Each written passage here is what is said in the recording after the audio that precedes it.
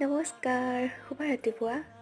আজি মিনি ব্লগটোত আপোনালোকক লৈ যাওঁ ব'লক আমাৰ ঘৰতে খাবলৈ কৰা শাক পাচলিৰ বাৰীখনলৈ। চব পাচলি কৰা হৈছে কম বেছি পৰিমাণে ঘৰত খাব পৰাকৈ।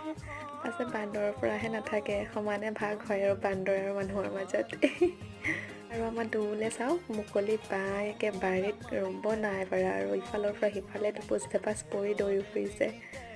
আৰু সেই ফুলবিলাক ছিঙি ফুৰিছে তাৰ পৰা বাচি বাচি। মায়ে মই বিনখিনি ছিঙি পেলাই খৰাহিত থৈছোঁ আৰু ডুবুৱে একে কাটি গৈছে, মানে খাবই আৰু আজি। আৰু আমি বিন ছিঙা দেখি সি বুজি পোৱা নাই ন আমি কি ছিঙিছোঁ, সেয়ে সি পাতবিলাককে ছিঙি পেলাই খৰাহিত ভৰাই গৈছে। আইও। আচলতে ঘৰত শাক পাচলি হ'লে খোৱাতকৈ বেছি ছিঙি ভাল লাগে। আৰু ডুবুৱে দৌৰি ফুৰিছে যে ইফালৰ পৰা সিফালে, সেয়ে শাহুমায়ে আকৌ তাক কোচত উঠাই বহুৱাই লৈছে। আৰু বাকী শাক পাচলি এয়াই। আৰু এইবাৰ এবিধ নতুন খেতি কৰিছে, সেয়া ৰঙা বাদাম।